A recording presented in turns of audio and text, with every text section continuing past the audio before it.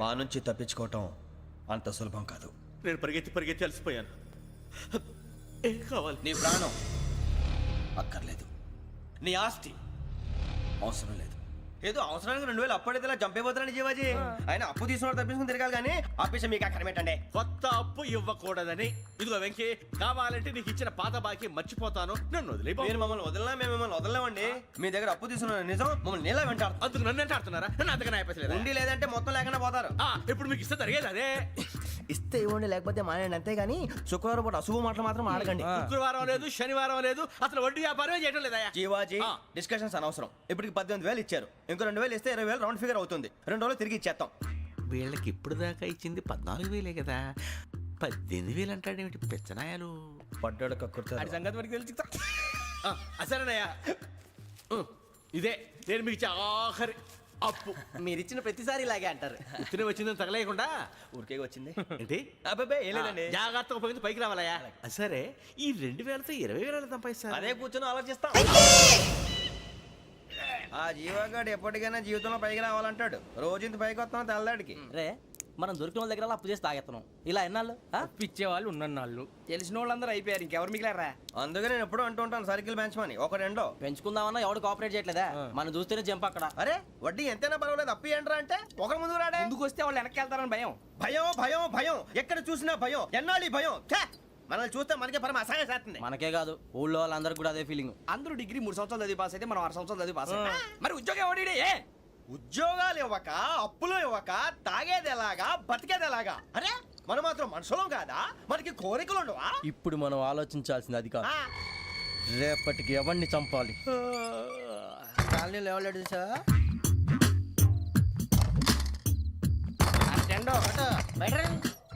నువ్వా వెంకీ? ఏంటి వెంకీ ఈ టైంలో వచ్చా? నీతో మాడే పని ఉంది, దా చెప్తా. ఏ బాగా నిద్రొస్తుందా? సరిగానే రే, నువ్వు మమ్మల్ని చూసే తలిపేసావా?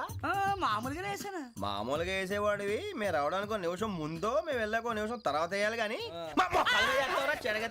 బిలాల్ రాజా, నాకు నిద్ర వచ్చి పడుకుందామని తలుపు వేసుకున్నాను. అయినా నా ఇంటి తలుపులు నేను అడిగేసుకోవాలంటే తప్పు చేసిన కాక ఇంకా గేర్ సమాధానం చెప్తావా? మీ ఇంట్లో పెళ్లిడికి వచ్చిన ఆడపిల్లలు ఎదురున్నారు. ఇదిగో అమ్మాయిలు, మీతో ఎప్పుడైనా యథాశాలు వేసానా? విన్నారా? అడుగు తలుపులు వేసావు.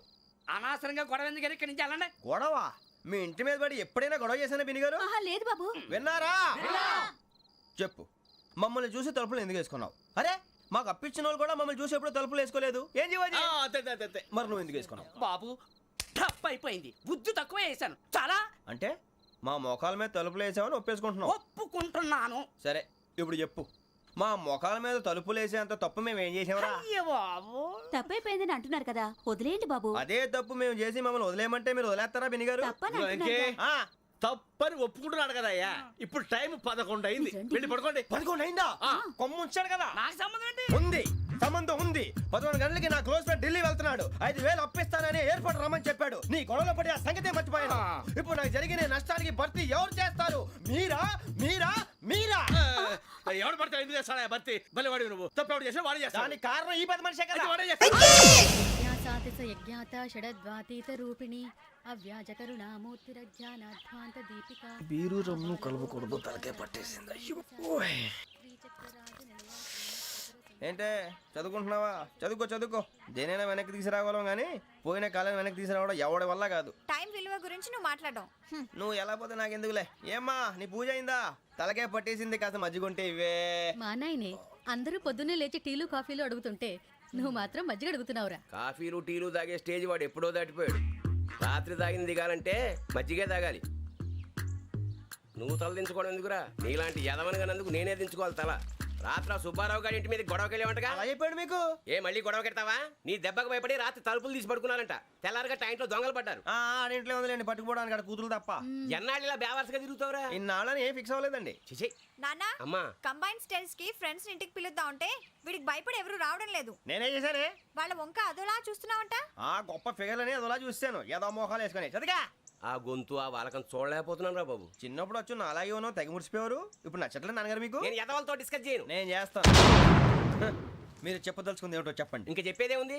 నువ్వు ఇలా గాలికి తిరుగుతుంటే నేను తిండి పెట్టలేను. నాన్నగారు ఇప్పుడు శుక్ర మహాదశి 4వ పాదంలో ఉంది. నేను ఇప్పుడు ఏం చేసినా కలిసి రాదు. శనిగారు సెంటర్ లో కాసేసి నన్నే చూస్తాడంట. వాడు అలా సైడ్ అయిపోయి నేను ఏదో ఒకటి అవుతాను కదా, మీరు కంగారు పడకండి. ఇవన్నీ ఆ జగదాంబ చౌదరి గారు చెప్పాడా? వా జేసీ గారిని గాడు గిడు అనకండి బాబు, మీకే మంచిది కాదు. అబ్బా ఊరుకోండి, ఎవరి నమ్మకాలు వాళ్ళవి. ఎరా ఇంతకీ ఆ శనిగాడు సైడ్ కి ఎప్పుడు వెళ్తాడంట? నేను పోయా. నువ్వు సెంటర్ లోకి రావాలమ్మా. మరి ఆ గురువు సెంటర్ లోకి ఎప్పుడు వస్తాడంటావు? అవన్నీ మనకి తెలుస్తాయి అంటే జేసీ గారు తెలుస్తాయి. నాన్నగారు ఒక 1000 రూపాయలు ఇవ్వండి, దక్షిణ నుంచి అన్ని అడిగేసి వస్తాను. ఎదిగిన కూతురు గుండెల మీద కుంపటైతే నీలాంటి బేవార్స్ కొడుకు క్లైమోర్ మైన్స్ లాంటి వాడు చీదరిదుడా. ఆ జేసీ గారు పోయాక వీడు నేను అమ్మ నువ్వే ఫీల్ ఓకే. ఆయన కావాలని అంటున్న మాటలు కాదు, ఆయన దేవుడు. కానీ ఆ శనిగాడు ఆడి కాన్సన్ట్రేషన్ అంతా నా మీదే పెట్టేశాడు. మరి ఇప్పుడు ఎలాగరా నాన్న? ఆ పని మీద డబ్బులు అడుగుతుంటే నిసుక్కుంటున్నాడు. పోనీ నువ్వేనా ఇవే? నా దగ్గర కూడా లేవురా. తెలుగు భాషలో నాకు నచ్చని ఒకే ఒక్క పదం లేదు.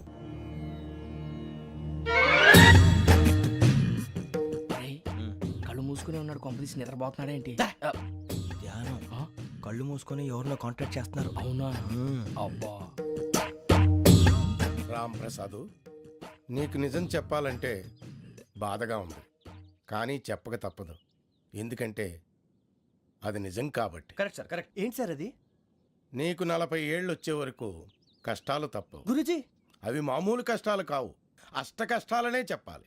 ఉదాహరణకు అవి ఎలా ఉంటాయంటే, దొరక్క నీకు ఫుడ్ దొరికితే అది నీ నోటికందే లోగా నీ కాలో నీ చెయ్యో తగిలే మట్టిపాలైపోతుంది. నీ వాకలికి తట్టుకోలేక అప్పు కోసం ఎండను పడి వెళితే అక్కడ తాళం వేసి ఉంటుంది. మరో కఠోరమైన నిజమేమిటంటే, నీ దరిద్రాన్ని చూసి భరించలేక నీ భార్య లేచి వెళ్ళిపోతుంది. ఒక్కతేనా ఎవరితోనన్నా? తప్పు. అతని దురదృష్టాన్ని చూసి ఎగతాళి చేయకు రమణ. Sorry sir.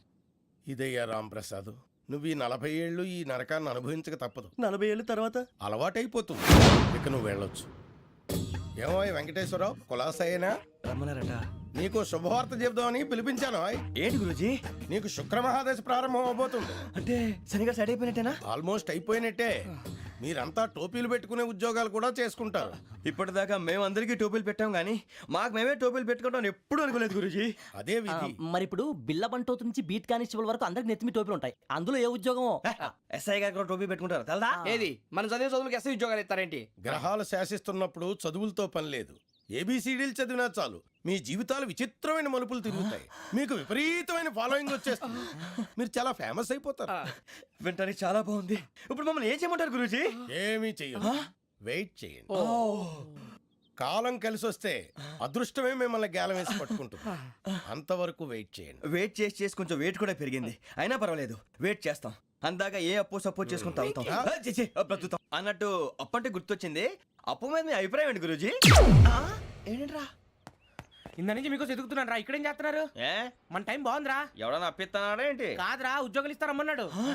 గురూజీ చూసారా, చౌదరి గారు చెప్పింది నిజమే. మరి శుక్రమాదేశ్ మొదలైంది. ఇంతకీ ఎవరా మహానుభావుడు?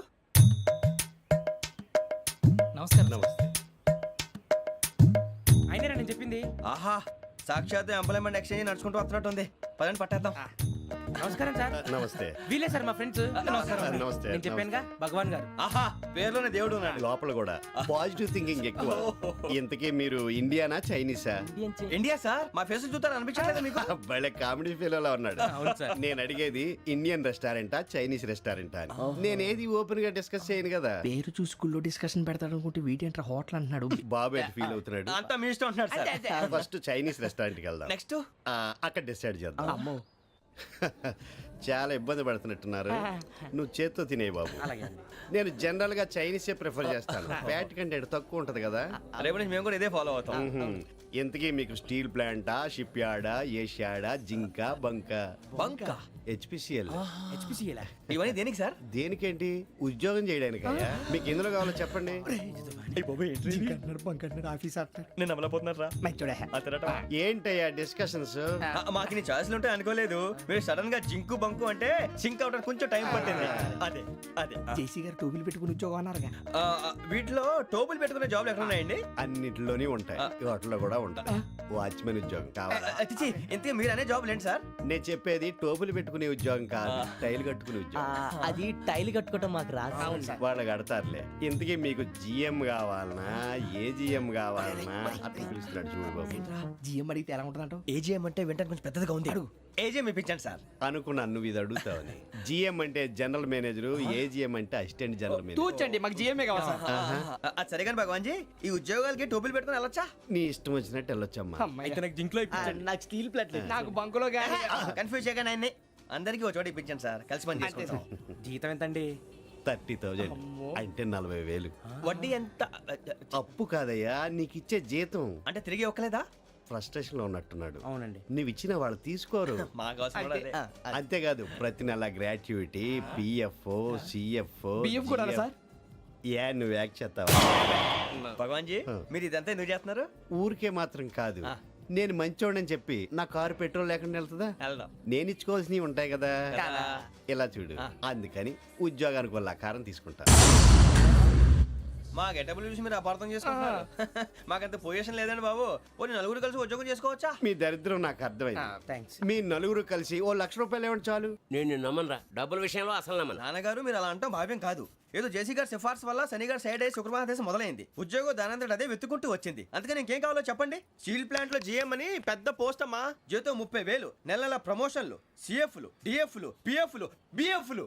ఇవన్నీ నువ్వు చదివిన చదువుకే. అబ్బాబే, దీనికి చదువుకి సంబంధం లేదండి. చెప్పాను కదా, శుక్ర మహాదశ. అది దాని పవర్ అనుకోండి, ఎఫెక్ట్ ఈ అనుకోండి. రోజుల్లో కూడా గ్రహాలు ఎట్లా nonsense? అబ్బా ఏంటండి వాడన్న ప్రతిదాన్ని ఇలా కొట్టి పడేస్తారు. చిన్నప్పటి నుంచి లక్షలకు పోస్ట్ చదివించారు. అమ్మా నువ్వు లేని పోనీ పెట్టుకో. లక్షలు ఎక్కడైనా ఊరుకోరా, మాట వరుస కనాలి. ఒక 25,000 ఇస్తే వాడి జీవితం సెటిల్ అయిపోతుంది అంటున్నాడుగా. అంతగా ఆలోచిస్తారేంటండి? అమ్మా నాకు ఉద్యోగం రాగానే మీ అందరినీ స్టీల్ ప్లాంట్ షిఫ్ట్ చేస్తానే. ఓకే? నువ్వు చెప్పేదంతా కరెక్టేనా? నాన్నగారు మీకు అంత అనుమానం అది ఇవ్వకండి. సర్లే, ఇప్పటికిప్పుడు అంత డబ్బు అంటే కష్టం కానీ నా కెనటిక్ హోండా అమ్మాలి. నాకు తెలుసు మీరు ఆ నిర్ణయం తీసుకుంటారని, అందుకే పార్టీని పట్టుకొచ్చాను. బయట వెయిటింగ్.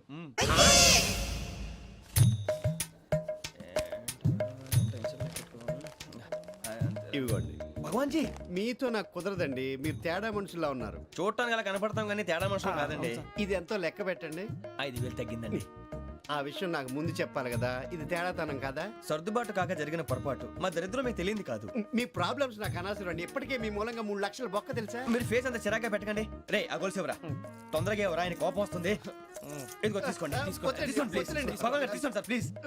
భగవాన్ గారు మీ కోపం తగ్గిందా? కోపం కాదు వెంకటేశ్వర గారు, ఎందుకో మోసాన్ని భరించలేను, అది నా బలహీనత. ఇవన్నీ వదిలేయండి, ఇంకోసారి పొరపాటు జరగదు. మేము ఎప్పుడు జాయిన్ అవ్వాలో చెప్పండి, కొత్త బట్టలు కొనుక్కోవాలి. మీరు ఆ పనిలో ఉండండి. పొద్దున్నే గుడికి వెళ్ళి 9:30 కల్లా, మొన్న వచ్చారే ఆ ఆఫీస్కి వచ్చేయండి. మీ అపాయింట్మెంట్ ఆర్డర్స్ రెడీగా ఉంటాయి. 8:30కి వచ్చేస్తాం. మీరు వచ్చిన వాళ్ళ తలుపులు తీరు. మీ కంగారు నేను అర్థం చేసుకోగలను. ఇంతకాలం పని లేక స్తంభించిపోయిన మీ జీవితాలు ఇక నుంచి వేగం పుంజుకుంటాయి. ఆయన ఉన్నారా? ఎవరు? భగవాన్ గారు. మీరెవరు? ఆయన క్లోజ్ ఫ్రెండ్స్. సరే లోపల రండి. పదా సార్ వీళ్ళు భగవాన్ క్లోజ్ ఫ్రెండ్స్ అంటారు. సరే నువ్వు వెళ్ళి నేను మాట్లాడతా. సార్ మీరంతా భగవాన్ స్నేహితులా? అవును, అలాంటి స్నేహితులు ఉన్నందుకు గర్వపడుతున్నాం. సరే ఏంటి సంగతి? ఏముంది, మా అపాయింట్మెంట్ ఆర్డర్ చేస్తే పట్టుకులు చేరిపోతాం. ఈ రోజు గురు పౌర్ణమి, మంచి రోజు. అపాయింట్మెంట్ ఆర్డర్ ఏంటి? మీకు అందాల్సిన నీకు అందనట్లేదు. ఏంటది? ఏంటంటావేంటి? ఒక్కోడు 25,000 ఇచ్చాం. భగవాన్ గారి హెల్పింగ్ నేచర్ కాబట్టి తక్కువ రేటుకి ఒప్పుకున్నాడు. ఇంతకీ ఇది ఏ ఆఫీసో మీకు తెలుసా? తెలుసుకోవాల్సిన అవసరం మాకు లేదు. కానీ చెప్పాల్సిన అవసరం మాకుంది. యాంటీ కరప్షన్ బ్యూరో అంటే అవినీతి నిరోధక శాఖ. లంచం తీసుకోవటమే కాదు, ఇవ్వటం కూడా నేరం. మీ భగవాన్ గారు ఒక 420. మా బాబుకి ఎన్ని తిట్లు వచ్చిన విషయం నిన్నే తెలిసింది నాకు. ఇంతవరకు మా బాబు నా ఒట్టుమే చేయలేదని మీ అందరితో గర్వంగా చెప్పుకునేవాడిని. First time man handing record 5,000 తక్కువే, నా గోల్ చెలుగు లాగేస్తున్నాడు. అరే కోపడకండి రా, వాడు ఇక్కడే దొరుకుతాడని మా ఫ్రెండ్ చెప్పాడు. తొక్క దొరుకుతాడు. మీకు జింక్ లో కావాలనా, బంక్ లో కావాలనా, స్టీల్ ప్లాంట్ లో కావాలనా, షిప్ యార్డ్ లో కావాలనా? అంటే ఎక్కడ పడితే అక్కడ ఇప్పిస్తారా సార్? ఎక్కడ పడితే అక్కడ, ఎలా కావాలంటే అలా చేసుకుందాం, ఇబ్బంది ఏమీ లేదు. ఆపరేషన్ లో కావాలనా? అవి గేమ్స్ కదా సార్. ఆ స్పోర్ట్స్ కోటా లేవయ్యా. ఏమైంది సార్? ఉద్యోగాలు ఇప్పించమని ఎంట పడుతున్నారు. నువ్వు టచ్ లో ఫోన్ చేయ.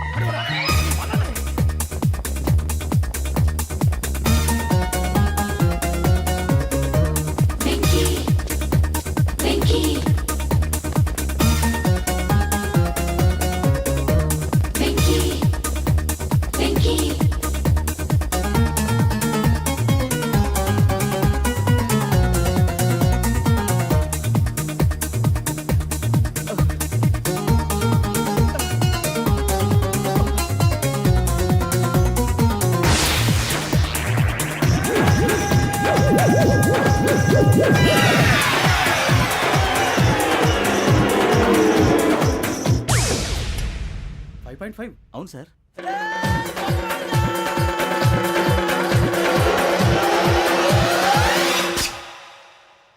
గ్రేట్.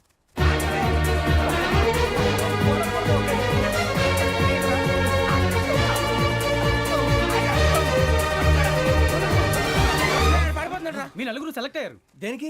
ఎస్ఐ సెలక్షన్స్ లో మీరు ఫిజికల్ టెస్ట్ అన్ని పాస్ అయ్యారు.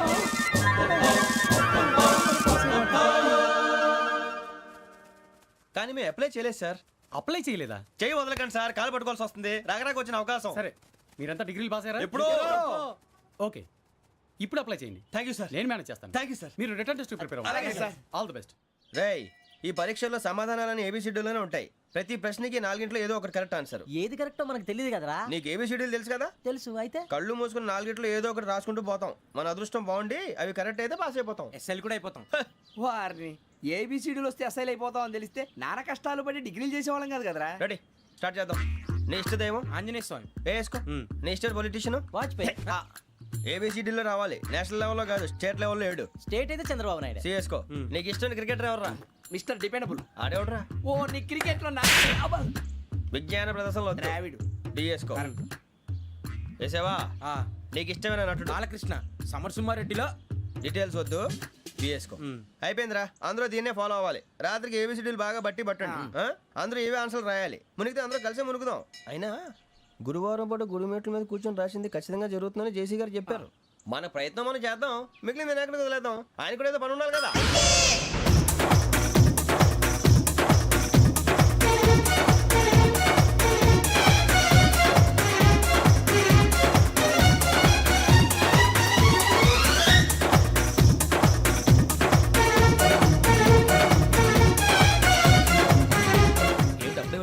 మేము దేవుడిని నమ్ముకున్నాం, అందుకే ఫాస్ట్. వాళ్ళు నమ్ముకున్నారు, అందుకే లేట్. అర్థం కాలే.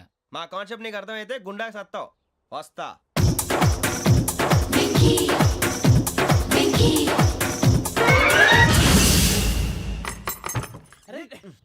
మనం అనుకున్నదంతా అయిపోయింది. జరిగిపోయిందిరా. పొద్దున చిరా తెప్పించకండి. ఎవరు పోయారు? నీ దరిద్రం పోయింది. నువ్వు ఎస్ఐ ట్రైనింగ్ కి సెలెక్ట్ అయ్యావు. అన్న తండ్రి నేనే నమ్మలేదు, వాళ్ళు నమ్మారు. నాన్న నోరు తెరవరా. వాడు ఇంకా మొహం కడుక్కోలేదమ్మా. వాడికి ఏం కొత్త కదమ్మా, నువ్వు పెట్టవే. అమ్మా, చాలా సంతోషంగా ఉంది. ఈ సంతోషాన్ని వెంటనే చౌదరి గారితో పంచుకోవాలి. డేయ్, ఎవడన్నా సంతోషాన్ని కన్నవాళ్లతోటో కట్టుకున్న దాంతోనో పంచుకుంటాడు. నువ్వు మాట్లాడితే దరిద్రుడు జేసీ గారితో. నాన్నగారు, మీకు 1,00,000 సార్లు చెప్పాను అనే అనొద్దని. నేను ఈ రోజు పొజిషన్కి వచ్చానంటే ఆయనే కారణం. జగదాంబ చౌదరి గారు అంటే దైవాంశ సంభూతుడు. అయితే వెళ్ళి అదే వెళ్ళి ఆయన కాళ్ళ మీద పడు. స్వామి